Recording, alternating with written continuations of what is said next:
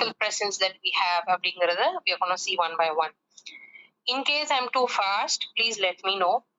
And you're more than welcome to share your views also, and any doubt you have, please ask me. And if I put forward a question, நீங்களும் answer பண்ணுங்க. So with all of this, I'm going to proceed with the class. Yeah. So இன்னைக்கு கிளாஸ்ல வந்து நம்ம என்னெல்லாம் பார்ப்போம்னு பாத்தீங்கன்னா, பேசிக்கா ஒரு இன்ட்ரடக்ஷன், அதுக்கப்புறம் என்ன மாதிரி பாலிசிஸ்லாம் இருக்கு, நான் டைரக்டா பாலிசிஸ்க்கே ஜம்ப் பண்றேன்.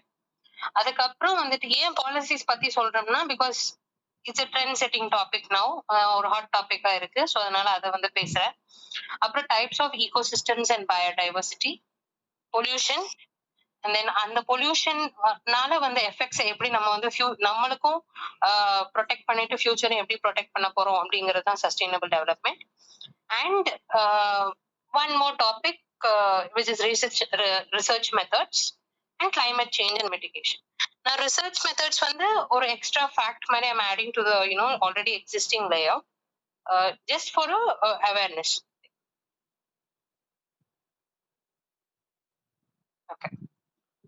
So environmental science na என்னது அப்படின்னா, it's a combination of various science together, which is physics, chemistry, biology, all of it together. ஏன்னா இது எல்லாம் சேர்ந்து ஒரு ரிலேஷன்ல ஒரு அந்யூன்யமா இருந்தாதான் there will be a balance in the environment.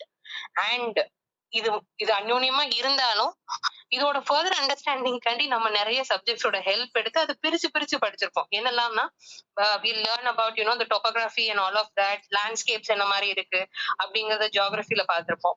Social சயின்ஸ்ல வந்து ஹிஸ்டரி மூலமா how was land being partitioned and what is it and all of that பார்த்திருப்போம். பயாலஜில அஃப்கோர்ஸ் என்வாயன்மெண்ட்னால என்னென்ன நடந்திருக்கு, what are the good things happened and what did the bad things happen. Chemistry balance of என்வாயன்மெண்ட்ல என்னென்ன நடந்துகிட்டு இருக்கு, oxygen பேலன்ஸ்ல என்ன நடக்குது அப்படிங்கறத பார்த்துப்போம். And physics related to gravity and stuff. இது ஒரு நான் சயின்ஸ் ஸ்டூடெண்டோட நாலேஜ் வச்சு நான் ஷேர் பண்றேன். அண்ட் இதோட இதோட கோரிலேஷன்ல வந்து என்ன இருக்குன்னா, இப்ப வந்து குளோபல் சேலஞ்சஸ் வந்து நம்ம அட்ரஸ் பண்ண வேண்டிய சூழ்நிலைக்கு தள்ளப்பட்டிருக்கோம். ஸோ அதுக்கு வந்து தள்ளப்பட்டிருக்கிறதுனால நம்ம என்ன பண்றோம், ஃபர்ஸ்ட் திங் நம்ம சொல்யூஷன் ட்ரை பண்றோம். சொல்யூஷன் எது மூலமா நம்ம பண்றோம்னா, சஸ்டைனபிள் டெவலப்மெண்ட் அப்படிங்கிற ஒரு ஐடியா மூலமா டெவலப் பண்ணி நிறைய பாலிசிஸ் அந்தந்த கண்ட்ரிக்கு ஏத்த மாதிரி நம்ம சூஸ் பண்ணி அதை வந்து எல்லாருக்கும் எப்படி ஆப்டா ப்ராக்டிஸ் பண்றது, be it government, be it a nation, a state, a fellow person, ஒரு இண்டிவிஜுவல் வரைக்கும் எப்படி ஃபாலோ பண்றது அப்படிங்கிறது தான் இப்போதைக்கு என்வரன்மெண்டல் ஸ்டடீஸோட ஃபோக்கஸா இருக்கு. ஸோ இது எப்படி ஆரம்பிச்சது அப்படிங்கிறது ஒரு சின்ன இன்ட்ரோ. ப்ரீ இண்டஸ்ட்ரியல் ரெவல்யூஷன் அப்படின்னா, those who are studying English literature will know, ஹெல் புக்லயோ இல்ல ஷீ புக்லயோ நம்ம வந்து பார்த்திருப்போம் இண்டஸ்ட்ரியல் ரெவல்யூஷன்ல வந்து என்ன நடந்துச்சு, why was the need for industrial revolution, population explosion நடந்துகிட்டு இருந்துச்சு, டிமாண்ட்ஸ் இன்க்ரீஸ் ஆச்சு. ஸோ அதனால நம்ம வந்து மேன் மட்டுமே கம்ப்ளீட்டா டிபெண்ட் பண்றதுக்கு பதிலா we took the aid of missions also. So pre industrial revolution era அப்படின்னு ஒண்ணு வச்சிருக்காங்க. ஏன்னா அந்த டைம்ல வந்து there was not much involvement of mechanisms in usage. அப்புறம் industrial revolution and after math, அதாவது இண்டஸ்ட்ரியல் ரெவல்யூஷன் டைம்ல பீக்ல எப்படி இருந்துச்சு, அப்புறம் அதுக்கப்புறம் உள்ள சூழ்நிலைகள் எப்படி இருந்துச்சு அப்படின்னு. இப்போ இதோட கம்பேரிசன் தான் மாடர்ன் என்வாயன்மெண்டல் மூவ்மெண்ட். என்ன மூவ்மெண்ட், இந்த ப்ரொடெக்ஷன், லாஸோட இம்ப்ளிமெண்டேஷன். எதனாலன்னா இந்த ரெண்டு கம்பேரிசன் நடக்குது இல்லையா, pre industrial revolution era and industrial revolution and aftermath. இந்த ரெண்டு ஸ்ட்ரீம் ஆஃப் கம்பேரிசன்ல தான் நம்மளுக்கு எவ்வளவு தூரம் டேமேஜ் ஆயிருக்குது அப்படிங்கிறது நம்மளுக்கு தெரியும். பேலன்ஸ்னு ஒண்ணு இருக்குது, அந்த என்வாயன்மெண்டல் பேலன்ஸ்ல எவ்வளவு தூரம் அஃபெக்ட் ஆயிருக்குது அப்படிங்கிறது நம்மளுக்கு தெரிய வருது. அதுக்கான சொல்யூஷன்ஸ் தற்போது நம்ம இருக்கிற generation plus for the future ஜெனரேஷன்ஸ்க்கும் என்னென்ன இம்ப்ளிமெண்ட் பண்ணா நம்மளுக்கு கிடைச்ச பெனிஃபிட்ஸ் ஆஃப் தி என்வாயன்மெண்ட் வந்து அவங்களுக்கும் எப்படி கிடைக்கும் அப்படிங்கிற ஒரு மூவ்மெண்ட் தான் இப்போ போயிட்டு இருக்கு, which is modern environmental movement. I hope my speed is okay. Students, is it okay? Yes, ma'am. Yeah. Yes, ma'am. Okay. In case you want me to repeat anything, please let me know. Okay. So இதுல வந்து நான் சொன்ன modern environment movement வந்து நிறைய போய்கிட்டு இருக்கு. So இதுல என்ன மாதிரியான இஷ்யூஸ் வந்து ஃபோக்கஸ் பண்றாங்க அப்படின்னு பாத்தீங்கன்னா, first thing is climate change. Of course நம்ம இப்போ ஒரு சீசன் ஆஃப் டிசம்பர்ல இருக்கும். we are supposed to have heavy rains as per Tirunelveli's usual rain calculators. But வந்து இப்போ இல்ல, because of increasing global temperatures, sea levels rise ஆகுது. அதோட இம்பாக்ட் வந்து நம்மளுக்கு வந்து தெரியுது. If it's all of a sudden we have a flood, all of a sudden we have extreme heat conditions at too, when அந்த மாதிரி சீசனே நம்மளுக்கு கிடையாது, அந்த மாதிரி கிளைமேட் வெதர் அந்த மாதிரி டைப்பே கிடையாது.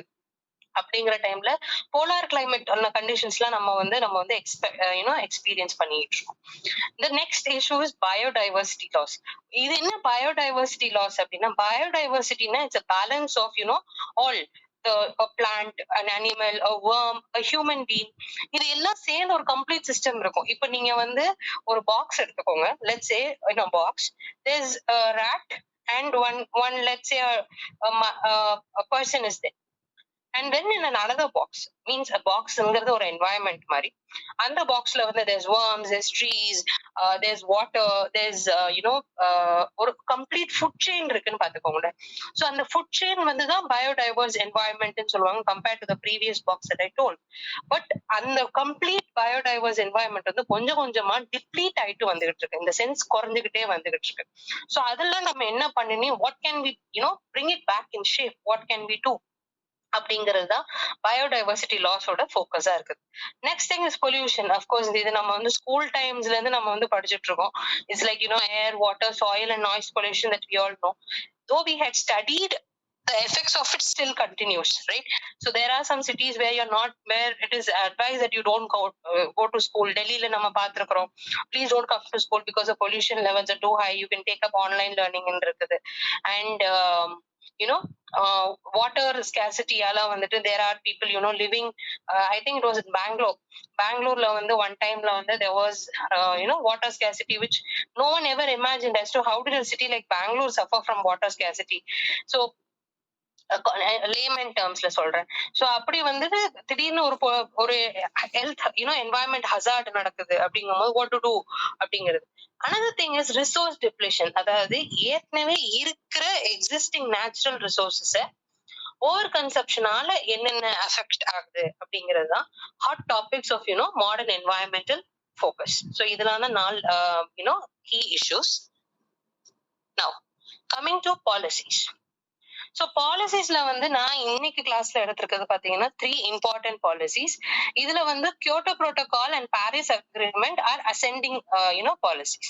ஏன் அப்படின்னா வந்து Kyoto Protocol was actually, these both were brought to it by UN. So அதுல வந்து Kyoto Protocol வந்து எதுல வந்து ஏம் பண்ணிருக்காங்கன்னு பாத்தீங்கன்னா, it was aimed at reducing gas emissions. actually greenhouse gas emissions. greenhouse gas emissionsனா or greenhouse is also a good thing as well as a bad thing அப்படிங்கிறது. when your environment is not protected, when there's still some more gases remaining in the layers of the atmosphere, something has to be done to solve it. So அந்த solution தான் வந்து Kyoto Protocol. ஓகேங்களா? So அதுல வந்து excuse me. So அதுல வந்து என்னெல்லாம் பண்ணாங்க அப்படின்னு பாத்தீங்கன்னா, their main target was actually developed countries. So ஏன்னா வந்து financially they are more powerful அப்படிங்கிற ஒரு ambitionல வந்துட்டு they put forward this protocol first into the hands of developed countries. அதுக்கப்புறம் வந்து பாத்தீங்கன்னா it's actually Paris environment. So Paris environmentல வந்து என்ன நடந்திருக்கு அப்படின்னா வந்து they set a framework. இந்த டைம் வந்து டார்கெட் பாத்தீங்கன்னா it was both developed countries. அவங்கள்ட்ட இருந்து அட்வைஸ் கேட்டு it was implemented into developing countries. So the second set of countries, அதாவது Kyoto Protocol மூலமா developed countriesல ஒரு லெவலுக்கு they have brought some sort of improvement, environmental agreement, some policies implemented, strict regulations கொண்டு வந்து எல்லாம் வந்து பண்ணதுக்கு அப்புறம் okay, now that is done out. Now next go to the next one, which is developing countries. So அவங்க போயிட்டு என்ன பண்ணிருக்காங்க, they put a framework, ஒரு மாதிரி policies கொண்டு வந்தாங்க, how things need to operate, how the industry needs to operate, how an individual needs to operate. All of this was put into force. And then convention on biological diversity. So இதோட என்ன அப்படின்னு பாத்தீங்கன்னா வந்து convention on biological diversity is, what, it's actually like there are some diversities that needs to be in the balance of the earth. for it to retain as earth. So அந்த earth-ஓட existence காண்டி என்னெல்லாம் வந்து நம்ம வந்து கொண்டு வரணுமோ அதோட protection-ஓட focus தான் convention on biological diversity.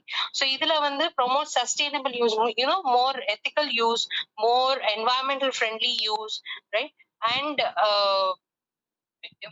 they are trying ways to develop resources from scientific methods where it will last for a long time, where those scientific methods are seen and developed in a way that there's no difference between the natural and the genetically developed thing.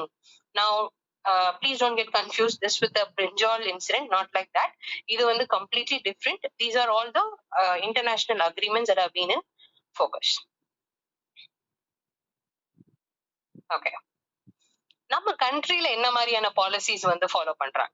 So அதுல வந்து ஒரு ஒரு important ones அப்படின்னு பாத்தீங்கன்னா first is the environmental protection act.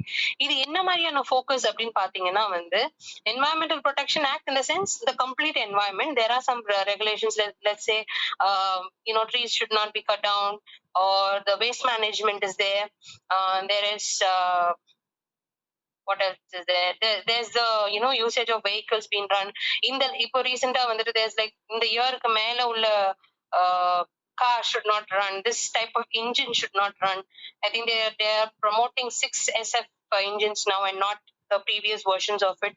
So அந்த மாதிரி engines-லாம் வந்து implement பண்றாங்க. How is this done? ஒரு ஸ்டாட்டிஸ்டிக்ஸ் எடுத்து ஒரு ஃப்ரேம்வொர்க் பார்த்து ஓகே இந்த மாதிரி இங்க எல்லாம் ஓவர் யூசேஜா இருக்கு, சோ இங்க ஒரு கண்ட்ரோல் கொண்டு வரலாம், இந்த கண்ட்ரோல் வந்து அவங்களால பிராக்டிகலா ஃபாலோ பண்ண முடியுமா அப்படி எல்லாம் பார்த்து அதை வந்து கொண்டு வராங்க. Next is the Air Prevention and Control of Pollution Act. One of the important acts I would say in the state, நம்ம country இருக்கிற state பார்க்கும்போது, because air quality வந்து measure பண்றது it's been a recent I think a recent topic of interest in many news channels actually. Air quality எப்படி இருக்குது, how is the freezing point there, how is the visibility. Earlier வந்து எப்படி இருக்கும்னா, of course we haven't experienced snow but or winter season much except in close towards December, that in the early mornings. North side la போனோம் அப்படின்னா வந்துட்டு it will be like smog எல்லாம் இருக்கும், it won't lift for a certain amount of time. அதனால vehicles ஓடுறதுக்கு கஷ்டமா இருக்கும்னு சொல்லி போய் இப்ப என்ன ஆயிடுச்சுன்னா smoke emissions ஆல it is settled in the environment and people are not able to move further அப்படிங்கிற மாதிரி ஒரு சிச்சுவேஷன் வந்து வந்திருக்குது. சோ இத பண்றதுக்காண்டி இந்த மாதிரி ஒரு சிச்சுவேஷனை ஓவர் கம் பண்றதுக்காண்டி what has our country done? They have implemented something known as Prevention and Control of Pollution Act. Okay, that helps in monitoring air quality. ஒரு டேபிள் வச்சிருக்காங்க, ஒரு வேரியேஷன்ஸ் வச்சிருக்காங்க for them to emit and all of that. So இதுல வந்து எப்படி எல்லாம் emission பார்ப்பாங்கன்னா both private and public usage. Public usage in the sense நம்ம use பண்ற vehicles, இந்த லேஅவுட்ல உள்ள பொல்யூஷன் போர்டு அப்படின்னு, and then இண்டஸ்ட்ரிக்கு ஒரு லேஅவுட் வச்சிருக்காங்க, இவ்வளவு எமிஷன்ஸ் தான் நீங்க வந்து ரிலீஸ் பண்ண முடியும் இருக்கு. அண்ட் அந்த எமிஷன்ஸ்மே எப்படி வந்து it should be processed and then released into the air அப்படிங்கிற மாதிரிலாம் வந்து இருக்கு. Of course the aim of any policy is to restrict any form of harm done to the environment. அதோட ஃபோக்கஸ் தான் இது. Next one is Water Act, which sets up agencies to prevent, control and water pollution. இப்போ நம்மளுக்கு தெரிஞ்சது வந்து காமனா பார்த்தோம்னா dumping of waste into natural water bodies, mishandling of natural water bodies, அதோட handling வந்து நம்ம வந்து misuse பண்றது, maybe washing vessels or something like that as an individual.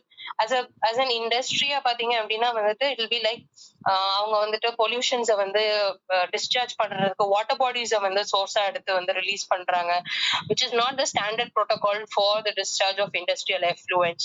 So அதெல்லாம் வந்துட்டு எப்படி பண்றாங்க, எப்படி எல்லாம் அது வந்து மெஷர் பண்றாங்க, how are they allowed to do this? அதுக்கு வந்து என்ன பண்ணிருக்காங்க அப்படின்னா they have included penalties. It could be from a fine to the ban of that industry itself or whatever source had committed that mistake. So அவங்க எல்லாருக்குமே வந்து penalty கொண்டு வந்திருக்காங்க, because considering the pollution level, water pollution is at an extreme thing. I mean நம்மளுக்கு fresh water source வந்து ரொம்ப கம்மிங்கிறது நம்மளுக்கு தெரியும். So அந்த fresh water bodiesலயே வந்து நம்மளுக்கு வந்து pollute ஆகும்போது and it takes a long time to recover to its original state. So இப்ப நம்ம ரீசெண்டா இந்த கங்காஜல் பூஜான்னு ஒண்ணு நடந்துச்சு நார்த்ல. சோ அங்க வந்து நடக்கும் போது there was foam in the Ganga and Yamuna backwaters and such. And the foam la vandu people are still taking a dip considering it to be holy, but we don't know where this foam is coming from. Is it an industrial waste அப்படிங்கிற மாதிரி நம்மளுக்கு தெரியுதாங்கிறது இல்ல.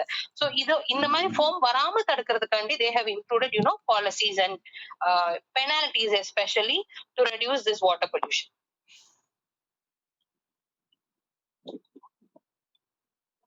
Okay, policies கொண்டு வந்துட்டாங்க. Yes ma, I'll tell you when these acts were implemented. Can I tell you the end?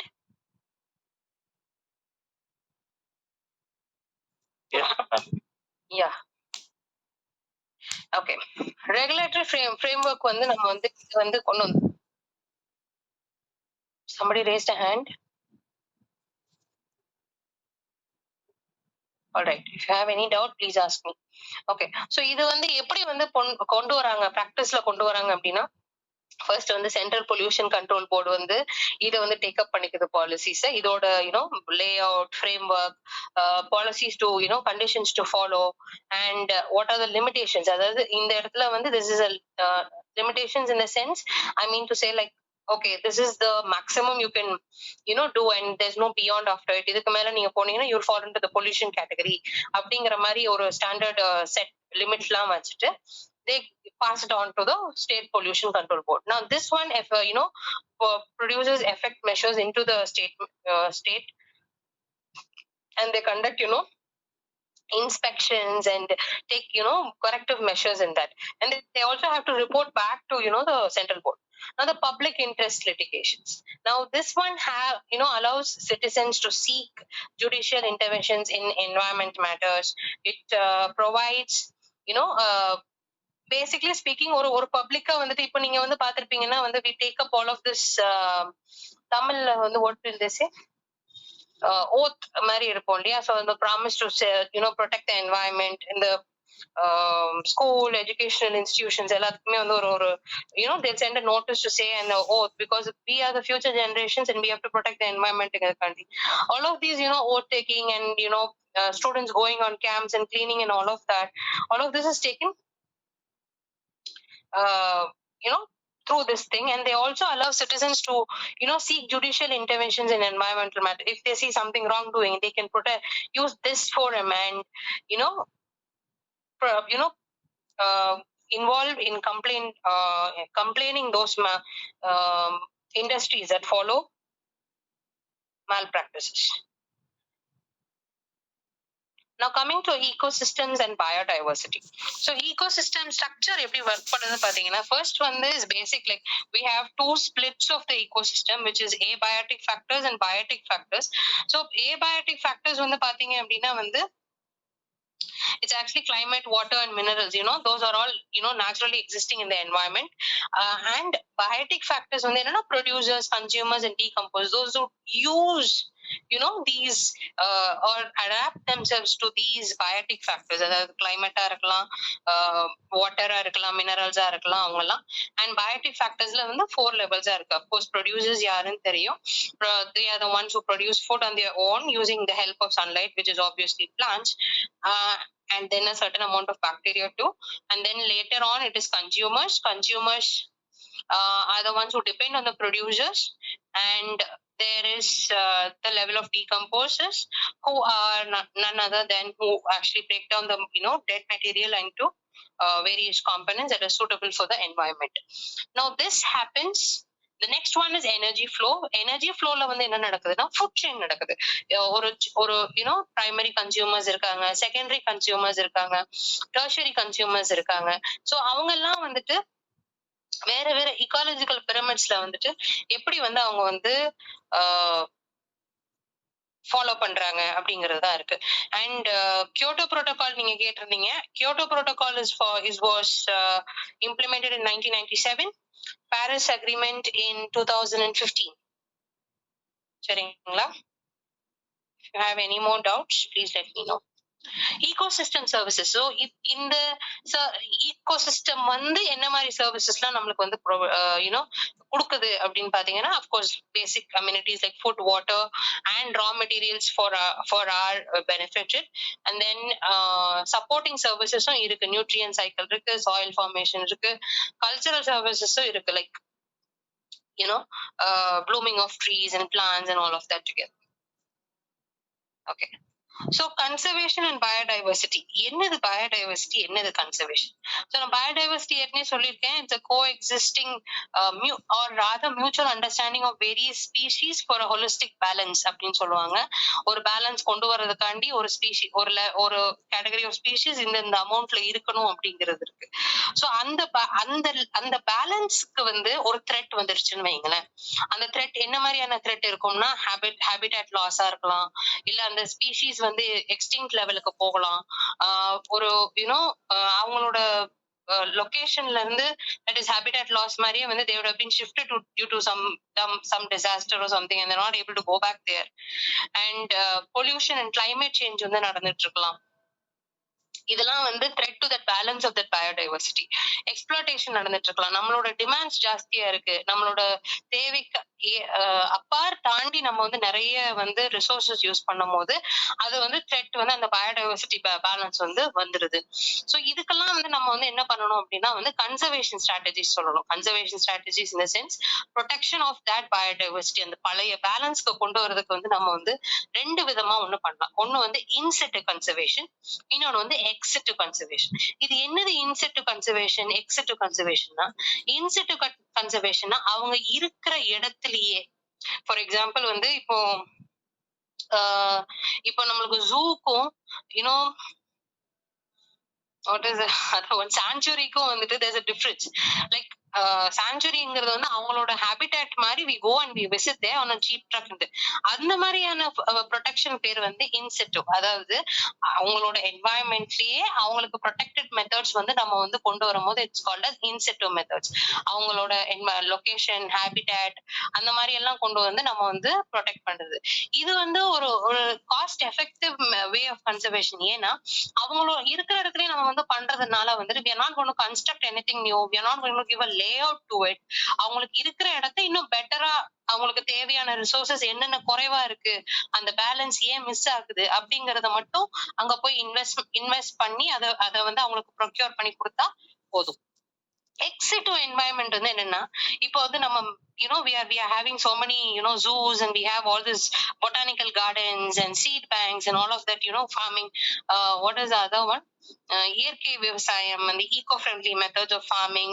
Of course it's considered a bit expensive nowadays. ஏன்னா அது ஒரு ஆர்டிபிஷியலா நம்ம ஒரு என்வாயன்மெண்ட் வந்து கிரியேட் பண்றோம். எக்ஸிட்டு.